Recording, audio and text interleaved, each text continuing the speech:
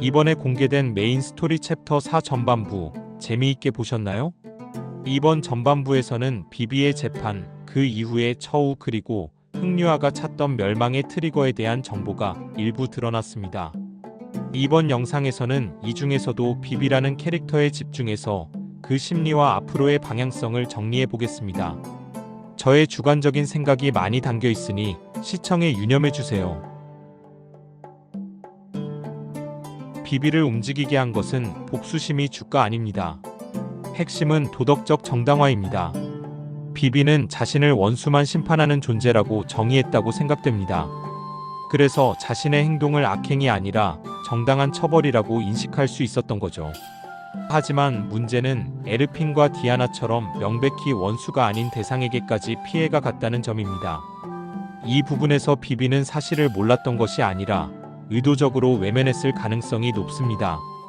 슈로 타락 사건은 뮤트가 주도했고 자신은 조금 도왔을 뿐이라고 외면한 것입니다. 그리고 이것은 뮤트가 유도한 것입니다.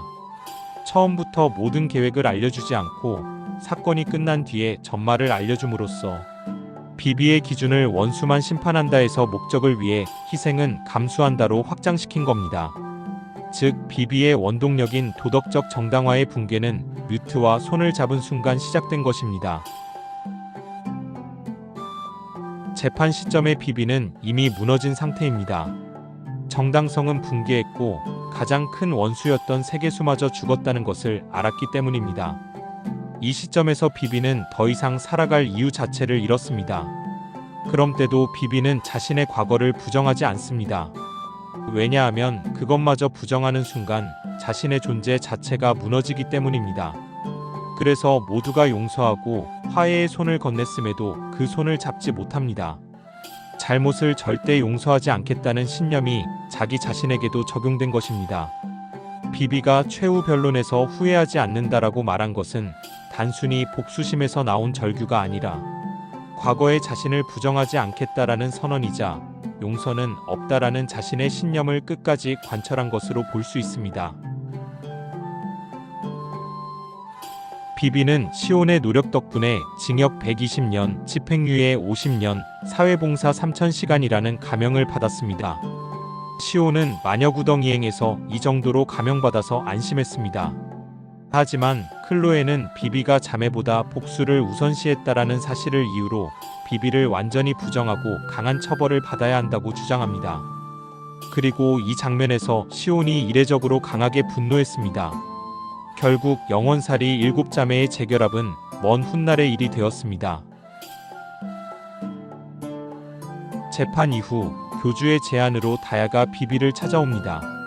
다야는 비비의 모든 행동을 알고 있음에도 용서를 선택합니다. 그리고 속죄를 위한 과업까지 맡깁니다. 바로 은혜 용족 알을 부화시키는 역할입니다. 또한 기다리고 있겠다. 언제든 얼마나 시간이 걸리들라고 말하면서 비비의 정신적 지지대가 되어줍니다. 앞으로 시즌3 스토리의 핵심 축은 크게 세 가지입니다.